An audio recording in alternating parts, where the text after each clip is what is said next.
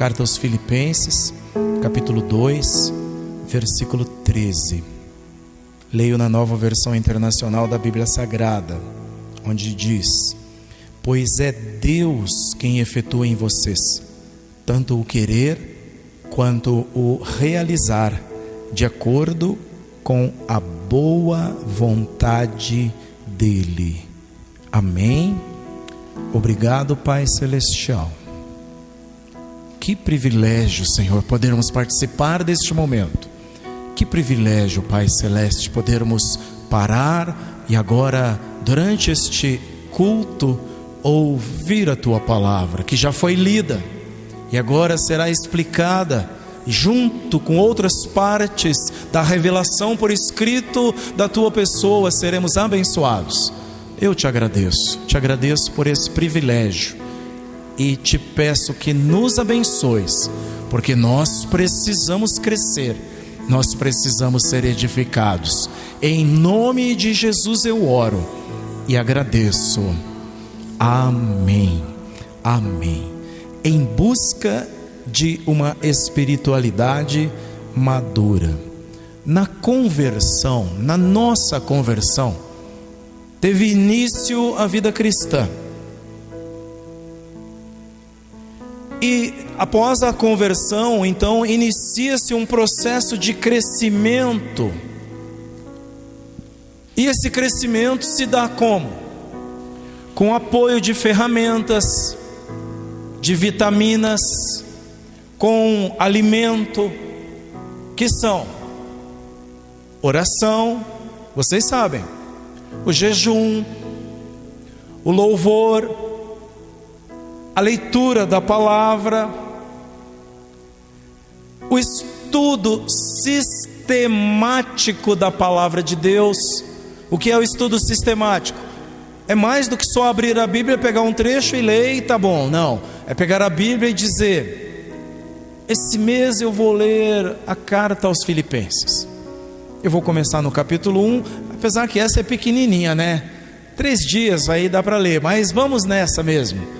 Vou ler essa carta, versículo por versículo eu vou olhar, eu vou procurar na internet informações, eu vou pegar o dicionário bíblico, todos os recursos que eu tiver, a minha Bíblia de estudo, a minha Bíblia que tem as referências, e eu vou tentar me embrenhar, mergulhar nesse texto da carta aos Filipenses. E Deus vai falar comigo. É assim que a gente se aproxima da Escritura, assim que nos aproximamos da Escritura. Quando, irmãos, a gente vai com esse desejo para a palavra, Deus abençoa. Deus abençoa. Estudo sistemático das Escrituras. Todas essas ferramentas nos levam a crescer. Não tem como. Será inevitável crescer se nós trabalharmos essas ferramentas na nossa vida. Tem muitas perguntas que se fazem. Agora que sou salvo, o que fazer? Ou ainda, alguém chega para vocês, acabou de se converter, pergunta: e agora, Rodrigo? O que é que eu faço? Alguém vai chegar para o Mateus, que ele tem evangelizado, tem falado, a pessoa se converteu, e agora? Eles vão te perguntar: o que é que eu faço? Lá no nosso site, eu recomendo que vocês deem uma lida lá de vez em quando. Tem um artigo que eu escrevi, chamado assim, Me Converti. E agora? Leiam aquele artigo, peguem aqueles princípios que estão lá, porque aquele é um passo a passo para a pessoa, depois que aceita o Senhor Jesus, e vai nos orientar também e nos dirigir. Vejam, e agora o que eu faço? Qual o próximo passo? O que Deus espera de mim? Já que agora eu me converti, é uma pergunta. Outra coisa: como preservar o coração puro e não ter o caráter corrompido? Para os moços, como me preservar como moço, como jovem, levar um namoro que honre a Deus e que eu chegue ao casamento através desse namoro e eu possa construir uma vida embasada na palavra de Deus e assim ser feliz. Porque foi isso que a irmã Sônia leu aqui, Salmo 1. Bem-aventurado, muito feliz o homem, o varão, que não anda segundo o conselho dos ímpios. O conselho do ímpio é: se ajunta, para que casar? O conselho do ímpio é: para que todo esse protocolo? O conselho da Escritura é: deixará o homem seu pai e sua mãe, se unirá à sua mulher, serão ambos uma só carne. E o Senhor os abençoou, diz a Bíblia. É preciso da bênção de Deus. Como fazer isso? Como agradar a Deus de forma digna, vivendo num mundo corrupto? Só tem corrupção ao meu redor, mas eu pedirei forças aos céus para fazer a vontade de Deus, e não diferente. Como vencer as tentações, já que elas exercem tanta força sobre mim? E é verdade, todos nós estamos sujeitos a elas, de toda e qualquer natureza. Como vencê-las? Como nos preservar? Como fazer isso, já que é tão forte? Lembram do que disse o apóstolo Paulo escrevendo aos Gálatas? Tem uma luta interna dentro de nós, é a carne militando, brigando, lutando contra o Espírito. Paulo chega ao ponto de dizer que o mal que eu não quero, esse eu faço, mas o bem que eu quero e que eu sei que agrada a Deus, esse eu não consigo fazer. Ele chega a dizer: miserável homem que eu sou. E é o apóstolo Paulo que está falando. Como fazer então para preservar-nos, para nos preservar diante destas coisas? O que fazer para não escandalizar e nem envergonhar o nome de Cristo? Porque, irmãos, qualquer coisa que deixemos de fazer, que façamos mal feito, que não façamos, não importa, não é o nosso nome, irmãos, não é o nome do pastor Carlos, não é o nome da nossa igreja, é o nome de Cristo que vai ser envergonhado, irmãos. Então esse deveria ser o nosso temor, né, queridos? E Deus amorosamente nos trouxe hoje aqui para nos ministrar ao coração. Sabem, culto de maturidade são esses aqui, ó. Culto de maturidade é o culto onde nós estamos em poucos, a palavra vai chegando no nosso coração e a gente sai daqui meditando, sai daqui matutando. Senhor, eu preciso viver essas palavras, eu preciso viver essas verdades. Isso é maturidade, é procurar a maturidade. É o nome dele que importa, porque é o nome do Senhor que importa. Quando você louva, é o nome do Senhor que importa. Quando vocês dão a vida por essa causa tão maravilhosa, é o nome do Senhor que importa. Amém? A resposta a todas essas perguntas, a resposta a todas essas questões é crescer. Crescendo nós vamos descobrindo a resposta. Maturidade, é isso que nós precisamos. A nossa salvação, irmãos, ela tem passado, presente e futuro. Ela tem 3 estágios. Vejam, nós ganhamos a salvação, porque ela é um presente, é o maior presente que a gente poderia receber. Ganhamos a salvação através da nossa fé.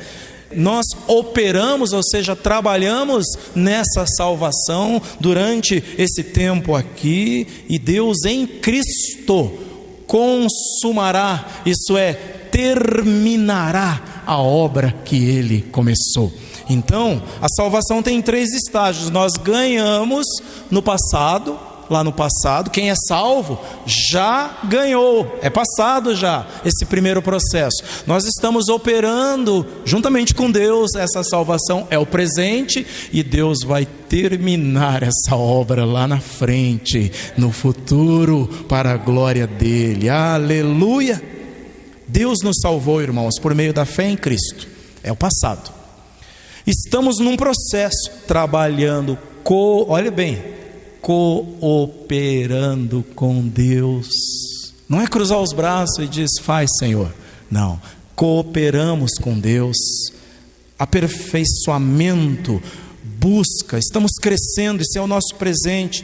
E a nossa salvação será consumada quando finalmente nós estivermos para sempre com o Senhor. Aí vai ser maravilhoso. Aí fechou, né? Aí fechou. Isso Isso é maravilhoso. Salvos, isso é o futuro, isso é o futuro que nos espera. Em qual tempo nós estamos vivendo, irmãos? Nós que já aceitamos o Senhor Jesus como Salvador, estamos no presente, né? O tempo é hoje, é esse tempo, é tempo de operar a salvação. Então, é com Ele que nós vamos lidar, é com Ele que nós temos que lidar. Eu quero olhar aqui, continuar olhando em pouquinhos minutos mais, depois nós vamos nos aprofundar nisso, porque isso daqui é o nosso viver, isso daqui é o nosso viver, é a nossa base. Nós já falamos, e hoje eu não vou entrar, que a mudança que precisa acontecer em nós é grande. E eu só vou citar o texto bíblico porque eu já fiz uma pregação inteirinha sobre Romanos 12, versos 1 e 2, sobre metamorfose. Lembram? Nós usamos esse texto e o título da ministração foi Até que não sobre nada mais de mim, até que não reste nada mais de mim. Romanos 12, 1 e 2. Portanto, irmãos, rogo-lhes pelas misericórdias de Deus que se ofereçam em sacrifício vivo, santo e agradável a Deus. Este é o culto racional de vocês. Não se amoldem ao padrão desse mundo, mas transformem-se pela renovação da sua mente, para que sejam capazes de experimentar e comprovar a boa, agradável e perfeita vontade de Deus. Amém? Transformem-se. Isso quer dizer metamorfose lá no original. Esse é o processo pelo qual passam a lagarta e o girino. E aqui eu vou encerrar esse tópico porque nós já aprendemos. Depois de um tempo, um bom tempo muitas vezes, depois de comer bastante alimento, depois de muito esforço e até espera, a lagarta e o girino são transformados em borboleta e em rã. Depois de um tempo, metamorfose acontece. E aí a salvação, a fé cristã é envolvida, ela tem processos semelhantes e leva a mudança. Dizem que um carvalho leva 100 anos para crescer. 100 anos. Carvalho é árvore nobre, né, Rodrigo? Madeira nobre. Deus leva 100 anos para fazer crescer um carvalho. Por outro lado, Ele faz crescer uma abóbora em 3 meses. E aí não tem como não fazer uma analogia, uma comparação com a vida cristã. Você quer ser abóbora ou carvalho? Quanto tempo dura o carvalho? Quantos anos tem isso daqui? Se fosse abóbora, estava aqui? Vocês querem ser abóbora ou carvalho? Metamorfose. O segundo tópico aqui, é Deus e eu. Nós somos parceiros. Deus e eu, uma parceria abençoadora. Filipenses 2, versos 12 e 13. O 13 nós lemos aqui, nós vamos repetir a leitura. Filipenses 2, 12 e 13. Assim, meus amados, como sempre vocês obedeceram, não apenas em minha presença, porém muito mais agora na minha ausência, ponham em ação a salvação de vocês com temor e tremor, pois é Deus quem efetua em vocês tanto o querer quanto o realizar, de acordo com a boa vontade dele. Eu destaco desse texto, tem muita coisa bonita aqui, mas eu destaco o que diz a Nova Tradução na linguagem de hoje: continuem trabalhando. É esse operar a salvação, é este desenvolver a salvação. Ou ainda como Almeida diz, operai a vossa salvação. Isso aqui, irmãos, não é um conselho, isso aqui não é um pedido. O apóstolo Paulo não está dizendo, por favor, irmãos de Filipos, pelo amor de Deus. Não, ele está dizendo, façam, trabalhem, operem, desenvolvam, continuem trabalhando. É imperativo, né? É uma ordem. Então, se é uma ordem, o que a gente faz? Precisamos obedecer. Obedeça, obedeça. Não é um conselho, não é uma sugestão. E isso aqui se refere ao nosso progresso, se refere ao nosso desenvolvimento, se refere ao nosso crescimento espiritual, a nossa maturação. Isso é importante, não é? Esse desenvolvimento, irmãos, é um processo contínuo, ele não vai parar nunca. Para nossa alegria, eu não sei, ou para a tristeza de alguns, né? Porque se dói, vai continuar doendo mais um tempo. Vai doer, porque ele é contínuo. Não é um período da nossa vida, mas ele vai acontecendo dia após dia. O crente precisa se envolver nisso. Fomos salvos, fomos chamados, mas não é para viver debaixo de sombra e água fresca, não é para ficar gostando da sombra da plantinha, como ficou o profeta Jonas. Deus pode mandar a lagarta, lembrem-se disso, Ele pode mandar a lagarta que ainda não sofreu a metamorfose, e aí dá um jeito no rapaz, no homem, na mulher, que está ali aproveitando a sombrinha, e o reino está parado, e a obra está parada. E a obra não continua, e tem ninivita precisando ser evangelizado, e tem ninivita indo para o inferno. Por quê? Porque a discípula está na sombra. Deus quer nos aperfeiçoar, Ele vai fazer isso, não se conforme, e nem aceite as coisas como estão espiritualmente. Estejam sempre em busca de melhorar, estejam sempre em busca de buscar mais, procurar mais, se envolver mais. Não estacionem, irmãos. Irmãos, leva tempo, mas quanto mais tempo de fé, quanto mais tempo de prática, mais maduro o cristão se torna, viu? Mais maduro se torna. Olha, Hebreus 5 e o verso 11 até o 14 dizem umas coisas muito importantes sobre esse amadurecer. Eu só extraio e cito aqui. Quanto a isso, diz o escritor aos Hebreus, a partir do verso 11 do capítulo 5: temos muito a lhes dizer, e ele já alerta, coisas difíceis de explicar, porque vocês se tornaram lentos para aprender. Olha, irmãos, isso é muito sério, né?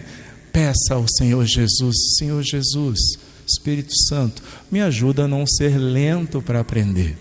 Aí o verso 12, de fato, embora a essa altura já devessem ser mestres, vocês precisam de alguém que lhes ensine novamente os princípios elementares da palavra de Deus. Estão precisando de leite e não de alimento sólido. Capítulo 5 de Hebreus, verso 13: quem se alimenta de leite ainda é criança e não tem experiência no ensino da justiça. Mas o alimento sólido é para quem? Para os adultos, os quais, pelo exercício constante. Por que você cresce? O escritor está dizendo: por causa do exercício. Por que vocês estão correndo? Porque vocês estão se exercitando para ficarem condicionados, para que o corpo de vocês obedeça e lute mais bravamente contra a lei da gravidade, e assim por diante. Exercício, não é? É por isso, é o exercício constante, diz o escritor aos Hebreus. Por isso que eles se tornaram adultos, tornaram-se aptos para discernir tanto o bem quanto o mal. Amém? É por isso que eles discernem o bem e o mal, porque pelo exercício que é ler, meditar, parar, refletir, buscar de novo, orar, cantar, louvar, adorar, ler de novo, busca de novo. Isso é o exercício espiritual. E aí faz com que a gente tenha discernimento. Discernimento não é no estalar de dedo. Tem até um dom de discernimento de espíritos, mas discernir, entender, interpretar a palavra de Deus vem pelo exercício. Amém? Pelo exercício. Esse crescer, irmãos, é uma ação de Deus com o crente. Viu? Tem uma parte que nós precisamos fazer. Não dá para fugir disso, irmãos. Tem sim uma parte que nós precisamos fazer. E entre elas, essa parte que nós precisamos fazer estão a oração, o jejum, o louvor, a leitura da palavra, tudo isso, a comunhão uns com os outros, a obediência. Foi isso que nós lemos aqui em Filipenses 2, 12 e 13. Obediência, tudo isso é parte nossa. Importante, irmãos, agora que eu quero que vocês lembrem. Quando Paulo está dizendo aos filipenses: olha, assim como vocês sempre obedeceram, não apenas na minha presença, mas muito mais agora que eu estou fora, Paulo está dizendo, agora que eu não estou aí agora que é muito mais importante que vocês obedeçam. Ele está falando de obediência e diz: ponham em ação, operem a salvação de vocês. Mas eu queria que vocês entendessem que o mesmo apóstolo ensina que essa obediência, essa fé em Deus, ela opera pelo meio do amor. Deus te constrange a obedecer. Eu fico tão maravilhado com essas coisas. Deus não chega aí, Deus não chicoteia, Deus não faz beicinho como faziam os deuses dos gregos. Deus não vira as costas como entendiam os romanos que os deuses deles viravam. Por isso eles precisavam, os adoradores de Baal precisavam se chicotear, se autoflagelar para poder agradar aos deuses deles. Deus te constrange pelo amor. Deus obtém respostas suas pelo amor. Isso está na palavra de Deus. Guardem o versículo que está em Gálatas 5 e o verso 6. Guardem essa palavra, meus irmãos. Porque em Cristo Jesus nem circuncisão, quer dizer, nem aquele que cumpre a lei, arrisca, o religioso, ele está errado, não. Eu quero que vocês entendam que tem gente que só vai fazer assim, é assim que ele vai ter que buscar, assim que ele vai ter que praticar. Mas Paulo está dizendo, não é isso. Por outro lado, ele diz, nem incircuncisão,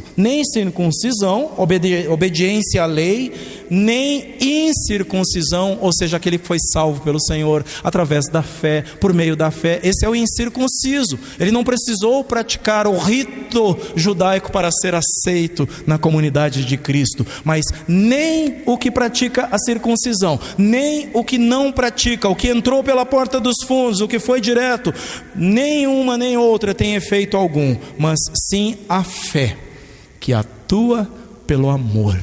Amém, irmãos? Isso é maravilhoso.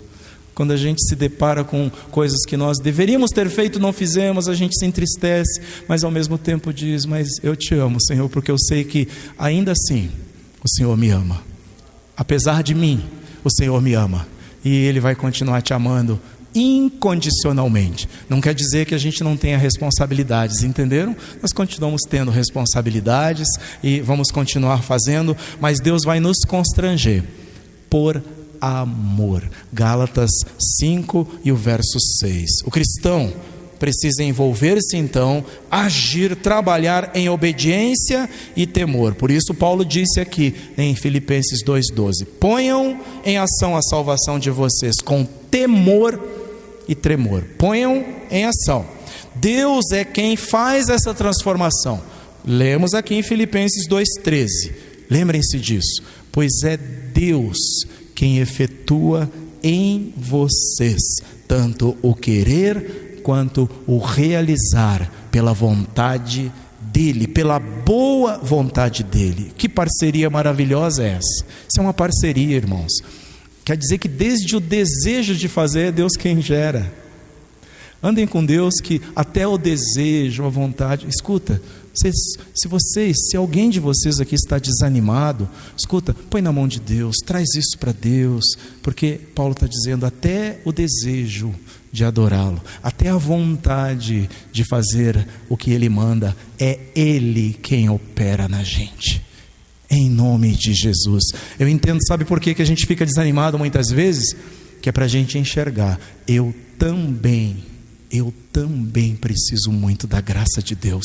E aí a gente precisa ler textos como esse. É Deus quem efetua em vocês tanto o querer quanto o fazer. É Deus quem opera isso. Está aqui, é uma parceria. E essa parceria, só um é beneficiado, porque Deus não muda. Entendem? Se eu vier, se eu fizer, se eu não, Ele continua sendo Deus. Ele continua sendo Deus se eu me aproximo, continua sendo Deus se eu me afasto. Ele se entristecerá porque Ele é uma pessoa, Ele é pai, né? Qual pai que não se entristece quando os filhos nos magoam de alguma maneira?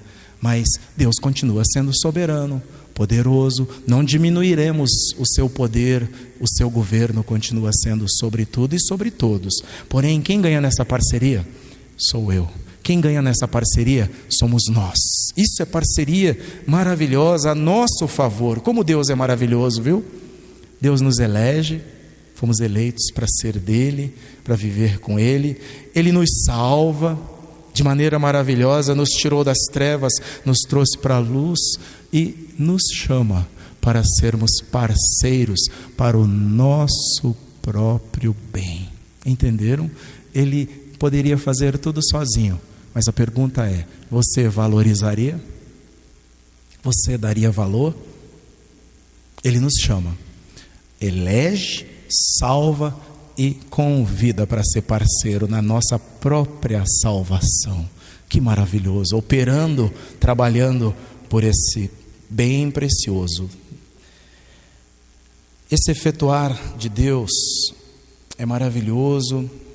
Ele é semelhante a um trabalho, a dar poder, a empoderar a pessoa, a energizar. Tudo isso é Deus quem faz, é Deus quem está trabalhando nisso. E aqui vamos concluir dizendo para vocês que crescer leva tempo, viu, irmãos? Leva tempo, e muitas vezes é desagradável e dói. Esta semana eu estava assistindo a uma aula sobre teologia pastoral, e num olhar para o nosso mundo, para o sistema, para a destruição que tem se provocado por não saber usar recursos, e que igreja também é responsável por conscientizar as pessoas. E a professora dizia: alguns acham chato falar sobre ecologia e teologia, ecoteologia. Alguns acham chato falar sobre algumas coisas, mas eu queria dizer para vocês que a missão de Deus nem sempre vai ser agradável. Pense em Jonas, pense no profeta Jonas. Deus lhe deu uma missão e ela não era agradável para ele, tanto que ele chega a pedir para morrer. A missão que Deus dá ao profeta Elias, domingo vocês estavam aqui, não era agradável para ele. Ele queria mais parte dessa para melhor. Lembram? Nem sempre a missão de Deus vai ser agradável, mas precisa fazer. Precisa fazer. Amém? Precisa ser feita. Crescer dói. Olha aqui que eu queria que vocês vissem. Num adolescente que está em crescimento, as mudanças trazem transformações. Olha, no corpo, a voz do adolescente muda. Os meninos, a gente fica muitas vezes brincando com eles na adolescência para a juventude, fica com aquela voz de pato rouco, não é? A gente fica brincando com eles, não é? O corpo vai sendo transformado, algumas coisas vão acontecendo. Às vezes os braços ficam maiores do que o próprio corpo todo, fica todo desengonçado porque está crescendo. Os moços, e lá em casa teve bastante meninos, não é? Muitas vezes acordam de manhã com algumas dores. Eu digo: é porque você está crescendo. Entenderam, irmãos? Porque você está crescendo. A voz muda, o corpo vai mudando, algumas dores que você não quer vão acontecendo. É o tempo da desproporcionalidade. Mas eu não queria ter esse cabeção feião desse jeito, eu não queria esse braço compridão. Fala: calma, filho, vai dar um tempo, daqui a pouco as coisas vão se ajeitar. E dali a pouco você olha, tá uma moça, um moço, do jeitinho que o pai planejou, amém? Do jeitinho que o pai queria, cresceu, se desenvolveu, foi abençoado, está se tornando maduro, está se tornando madura. Viram? Na vida do crente também é assim. Tem o período da desproporcionalidade, que a gente não ora direito, não consegue fazer as coisas direito. Daqui a pouco dá uma encaminhada, a gente começa a fazer tudo certinho, de repente acontece alguma coisa, porque nós estamos crescendo. Nós estamos crescendo e Deus sabe disso. Então a dor que nós sentimos, nós estamos crescendo, Deus sabe disso.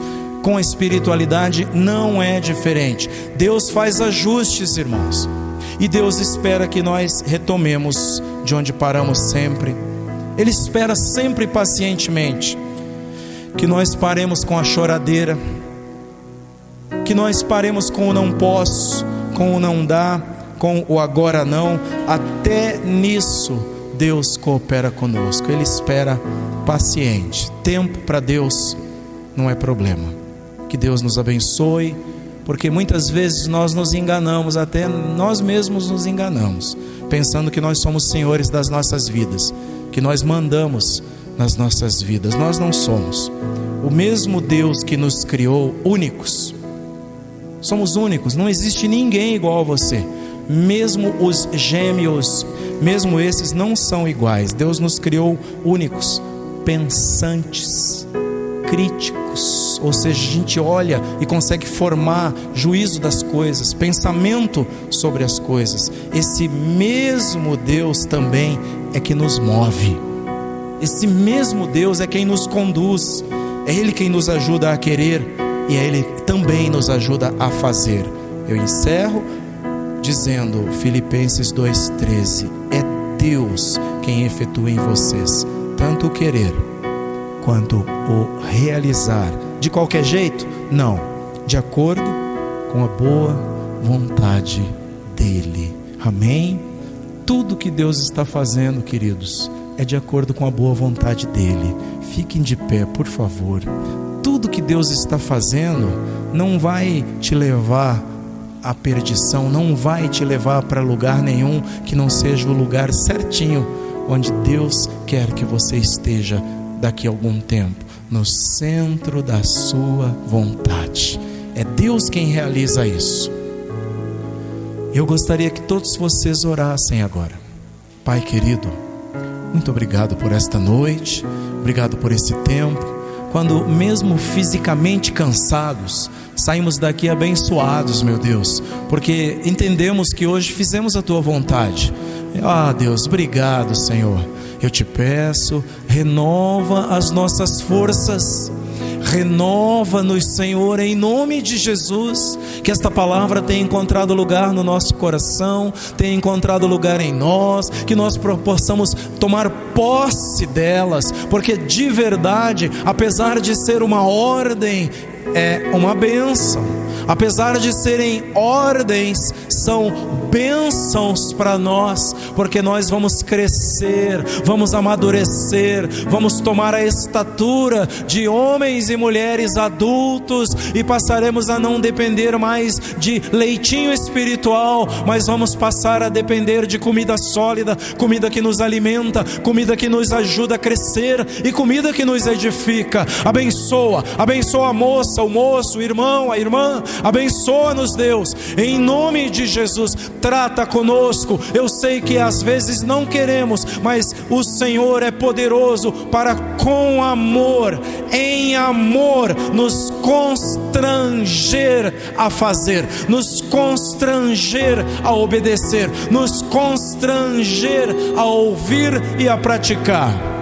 Em nome de Jesus, Deus, manifesta sobre as nossas vidas um tempo de poder, uma unção de poder, não poder para exibir-se, mas poder sobre nós mesmos, poder sobre as nossas vontades, poder para fazer a Tua vontade. Abençoa cada um de maneira especial. Nesta noite eu te peço, anima o desanimado, anima o que está cansado, anima aquele que já não vê motivos, em nome de Jesus, em nome de Jesus. Põe no nosso coração o desejo de te servir, põe no nosso coração o desejo de te adorar e depois nos ajuda a trabalhar. Em nome de Jesus, eu creio que o Senhor pode fazer, em nome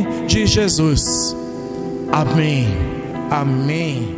Glória a Deus. Deus nos abençoe.